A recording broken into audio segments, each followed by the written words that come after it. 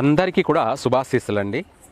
South India సర్వాధికారి YouTube channel ద్వారా మంచి మంచి విషయాలు భవిష్యత్తులో కూడా ఒక రాబోయే ప్రతి విషయాన్ని కూడా ముందుగానే తెలియచేయడం జరుగుతుంది. అందరూ కూడా సబ్స్క్రైబ్ చేసుకోండి, అలాగే అందరికీ షేర్ చేయండి, లైక్ చేయండి.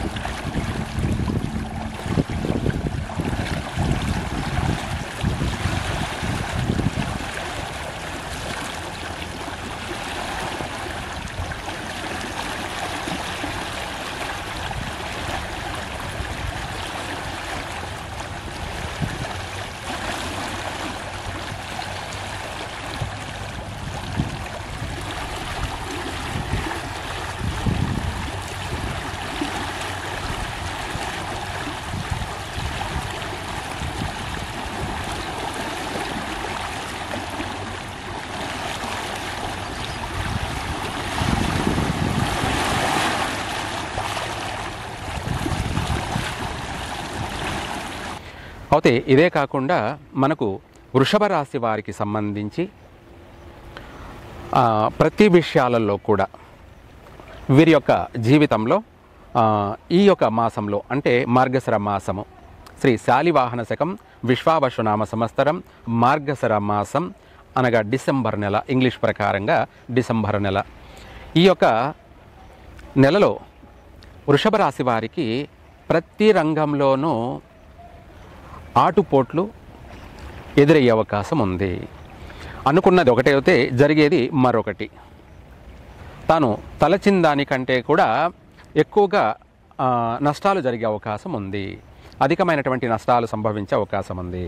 ఈ రాశి వాళ్ళు కూడా, వృషభ రాశి వాళ్ళు కూడా నూతన వ్యాపారాలు, భారీ పెట్టుబడులు పెట్టి వ్యాపారాలు చేయవద్దు. చిన్న చిన్న వ్యాపారాలు చేయండి, బాగుంటుంది. లేదనుకోండి ఇంకా కూడా చేతి నుంచి పెట్టుబడి పెట్టి వ్యాపారాలు చేయకుండా, అంటే సమయం బాగలేనప్పుడు, టైం కలిసి రానప్పుడు ఏదైనా సరే మీకు తగినటువంటి ఉద్యోగాన్ని చూసుకొని ఉద్యోగం చెయ్యండి. ఎందుకంటే ఉద్యోగానికి మనం పెట్టుబడి పెట్టాల్సిన అవసరం లేదు. అది మన యొక్క కష్టం, చేతల కష్టం. నెల వరకు ఉద్యోగం చేస్తారు, నెల అవద్దు జీతం తీసుకొస్తారు. ఆ నెల కష్టపడిన దానికి గాను ప్రతిఫలం వస్తుంది. ప్రస్తుతం బాగలేని రోజుల్లో ఇది చేయడం మంచిది. ఆల్రెడీ టైం బాగున్నప్పుడు, కాలం కలిసి వచ్చినప్పుడు మీరు ఏది చేసినా కూడా విజయవంతంగా అభివృద్ధి చెందగలుగుతారు. టైం బాగలేనప్పుడు మనము పెట్టుబడి పెట్టి ఉన్నదాన్ని పోగొట్టుకోవడం కన్నా తెలివిగా ఒట్టి చేతులతో వెళ్ళి సంపాదించుకొచ్చి ఇంట్లో తల్లి తండ్రిని, అలాగే భార్య పిల్లలని, అక్క చెల్లెలని, అన్నతమ్ముళ్ళని అందరినీ కూడా చక్కగా చూసుకోవాల్సినటువంటి ధర్మం, బాధ్యత ఇంటి మగవాడిది. అలాగే ఇదే కాకుండా మీరు ఏదైనా సరే నూతన వాహనాలు కొనాలి అని మాత్రం పడకండి. తొందరపడి పెద్దవాళ్ళని ఇబ్బంది పెట్టి వాహనాలు కొని ఆ వాహనాలు కలిసి రాక, అంటే ట్రావెల్స్ బిజినెస్ చేసే వాళ్ళకి నష్టం ఎదురు కావడం, ఈఎంఐ కట్టలేక మళ్ళీ ఫైనాన్స్ ఇచ్చిన అటువంటి వాళ్ళ వల్ల ఒత్తిడి, మళ్ళీ తిరిగి వాళ్ళు తీసుకెళ్ళిపోయే అవకాశం అధికంగా ఉంటుంది. ఇటువంటి సమస్యలు తెచ్చుకోకుండా ప్రస్తుతానికి ఈ మాసంలో కొత్తగా కొనాలనుకున్న వాళ్ళు మాత్రం కొనవద్దు, జాగ్రత్త పడండి. రెండోది, ఆ వాహనాల వల్ల కూడా ప్రమాదాలు సంభవించే అవకాశము ఉంది. వాటి వల్ల చికాకు, అధిక శ్రమ, అలసట, వీటి వల్లే కాకుండా ఇంకా కూడా అనేక విషయాల వల్ల సమయానికి వీళ్ళకు భోజనం కూడా తినడానికి టైం దొరకదు, సమయం దొరకదు. అకాల భోజనం అంటారు. అకాల భోజనం అంటే సమయంని మించిపోయి తినడం. దానివల్ల అనారోగ్య సమస్యలు, అలాగే శరీర శ్రమ, అలసట, నీరసము, అనారోగ్యాలకు గురి అవకాశం ఉంది. స్త్రీలకు అయితే మాత్రం వీటి వల్ల సంభవించే సమస్య ఏమిటంటే సంతానానికి నష్టం కలిగే అవకాశం ఉంది. అందుకని సమయానుకూలంగా ఏదో ఒకటి వీళ్ళు స్వీకరించాలి, వీళ్ళు భోంచేయాలి. గర్భిణీ స్త్రీలుగా ఉన్నవాళ్ళు సమయానుకూలంగా ఏదో ఒకటి స్వీకరించినట్టు అయితే దానివల్ల వీళ్ళకు బాగుంటుంది. లేదనుకోండి అకాల భోజనాల వల్ల కావచ్చు, ఇంకా ఏదో ఒక రకంగా వాళ్ళ యొక్క పిల్లలకి కడుపులో ఉన్నటువంటి గర్భవతులుగా ఉన్నటువంటి వాళ్ళకి వాళ్ళ కడుపులో పెరుగుతున్న పిల్లలకి నష్టం కలిగే అవకాశం ఉంది. ఆరోగ్య సమస్యలు పుట్టుకతోనే ఆరోగ్య సమస్యలు ఏర్పడే అవకాశం ఉంది, లేదంటే గర్భస్రావం జరిగే అవకాశం ఉంది. ఇటువంటి అనారోగ్య సమస్యలు ఎదురయ్యే అవకాశం ఉంది. ఇదే కాకుండా భార్యాభర్తల మధ్య కూడా భేదాభిప్రాయాలు, చికాకులు, అలాగే వీళ్ళిద్దరి మధ్య మనస్పర్ధలు, గొడవలు వచ్చే అవకాశాలు ఉన్నాయి. కాబట్టి ఓర్పుగా మీరు నడుచుకోండి.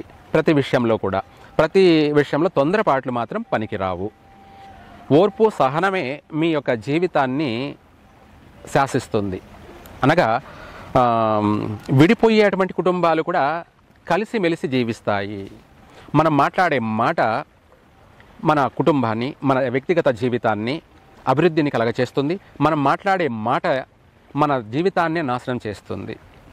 కాబట్టి జాగ్రత్తగా మంచిగా దేవుణ్ణి నమ్ముకొని ఈ రాశి వాళ్ళు, ఇంకా కూడా చెప్పాలంటే ఈ రాశి వాళ్ళు ఈ మాసంలో అధికంగా శివారాధన చేయండి. శివుడికి ఈ యొక్క వృషభ రాశి వాళ్ళు సోమవారం పెరుగన్నంతో అభిషేకం చేయించండి. లేదనుకోండి, ఒకవేళ సోమవారం కుదరలేదనుకోండి, శనివారం రోజున అదే పెరుగన్నంతో అభిషేకం చేయించండి. అలా చేయడం వల్ల, శివునికి పెరుగన్నంతో అభిషేకం చేయడం వల్ల వీళ్ళ యొక్క ఆరోగ్యము, వీళ్ళ యొక్క ఆయుష్, వీళ్ళ యొక్క ఆర్థికపరమైనటువంటి అభివృద్ధి అనేది విశేషంగా అంచెలుగా అభివృద్ధి చెందుతారు. చక్కగా కూడా కలిసి వస్తుంది. ఆ శివుడి యొక్క అనుగ్రహం కలుగుతుంది.